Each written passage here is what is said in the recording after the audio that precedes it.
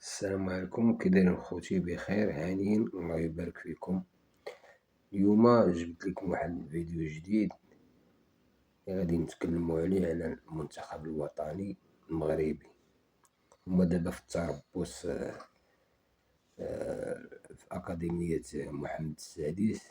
راه تجمعوا تبارك الله دابا الدراري والحمد لله راهم متفاهمين، ودابا راه تبارك الله كيترينيو.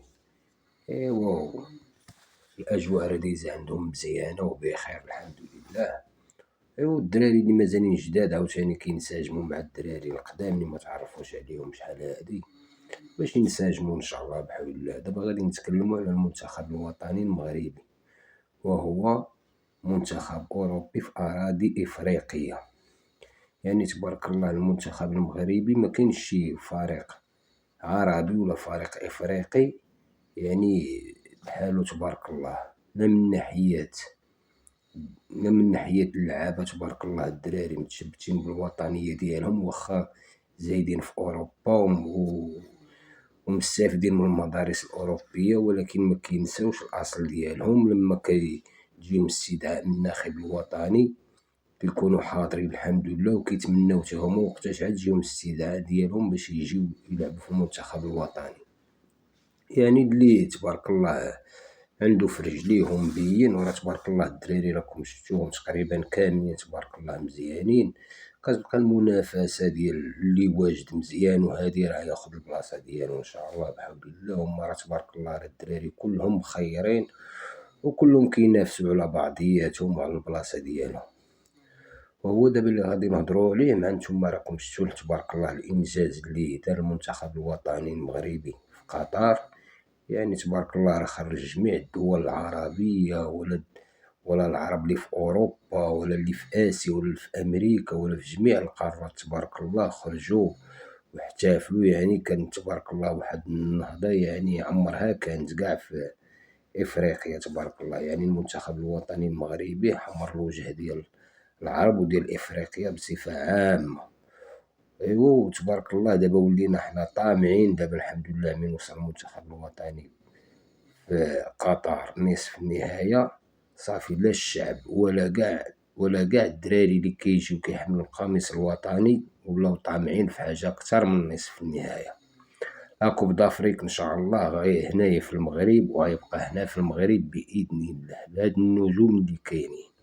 وطامحين إن شاء الله، طامعين إن شاء الله في لا كوب دو موند ديال 2026 إن شاء الله بحول الله. كلشي قريب عند الله، يقدروا يجيبوها الرجال السبوعة، يقدروا يجيبوها بهذا المنتخب الوطني وهاد الدراري اللي كاينين تبارك الله. الكم الهائل تبارك الله ديال الدراري اللي كاينين، خاصة وليد الركراكي الحمد لله. ديك الخطة اللي كان دار في قطر ما تكونش بحال هاد الخطة ان شاء الله اللي غتكون في لاكوب دافريك ولا لاكوب دو موند ديال 2026. غيبدل ان شاء الله ديك شي شوية، غيزيد علو بزاف ديال التغيرات من ناحية الخطة ديالو. مع دابا الدراري تبارك الله راه شتو دابا الكرة كي دايرة، الكرة ولات سريعة، الكرة ولات جماعية.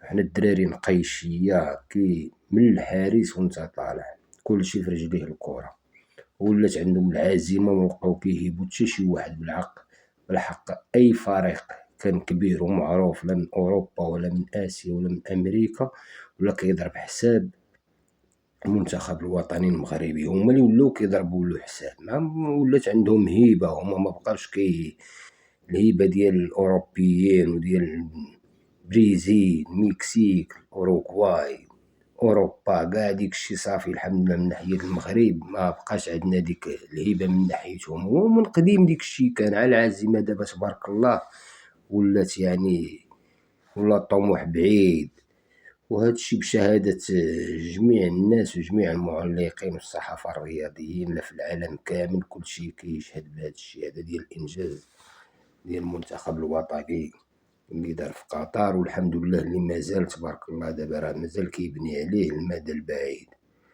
وهو دابا أنا كنقول الحمد لله دابا التن الإفريقيين والمنتخبات العرب ولاو دابا تا هما كيبغيو الحمد لله باش يمشيو بعيد من ناحية المنتخب الوطني. الإنجاز اللي دارو في قطر بغاو تا هما باش يديرو شي حاجة اللي ولكن هاد الشي كيبقى من الوطنية ديال اللعابة. بحال دابا في تونس كاينين شي لعابة في أوروبا مكيبغيوش يحملو القميص الوطني ديال تونس، الجزائر كذلك، نقولهم يسار معندهمش بزاف، الأكترية كياخدو من البطولة ديالهم وهاديك. ولكن المصريين واش كيعجبوني كيبداو متدهورين من بعد عاوتاني كينسجمو كيبقاو غاديين. هاد الشي في لاكوب دافريك، في لاكوب دوموند كيكونو ناقصين. الكرة راه كتعرفو في كاس العالم كتكون كرة سريعة وهادي وما كتعتمدش على البنية الجسمانية بزاف. لافريك كتعتمد على البنية الجسمانية، ولكن في أوروبا خاص لا تكنيك هو اللي كيساعد باش تمشي بعيد. ايوا هادشي اللي غادي نقولو في هاد الفيديو، والحمد لله انا كنقول ان شاء الله بحول الله المنتخب المغربي غيمشي بعيد في هاد السنين هادي اللي جايين. كان عمرنا وعمركم طويل، وغنشوفو شي حاجة عاوتاني مزيانة بإذن الله. وكنتمنى لخوتي المغاربة مع دابا كاينين الأشقاء المصريين والتوانسة كيديرو فيديوهات وكينتشروا ليهم مزيان، مشاهدات مزيانة كديروا لهم لايك. حنا ولاد البلاد ما كنساعدوش المؤثرين الدراري اليوتيوبر ديال المغرب، ما كديروا لهم لا لايك، ما كديروا لا جرس فين يمشي الفيديو بعيد وينتشر.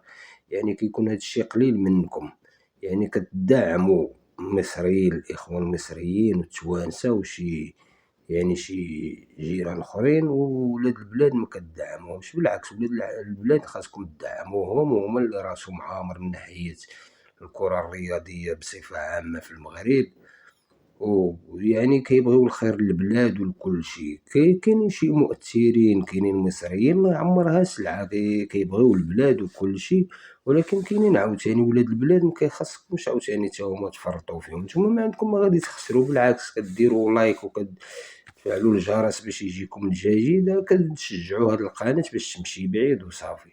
هادشي اللي غنقول لكم اخوتي في هاد الساعة هادي، وان شاء الله مع فيديو جديد قادم ان شاء الله بحول الله، ونعلقوا على المباراة ان شاء الله ديال نهار الجمعة. كان عمرنا وعمركم طويل.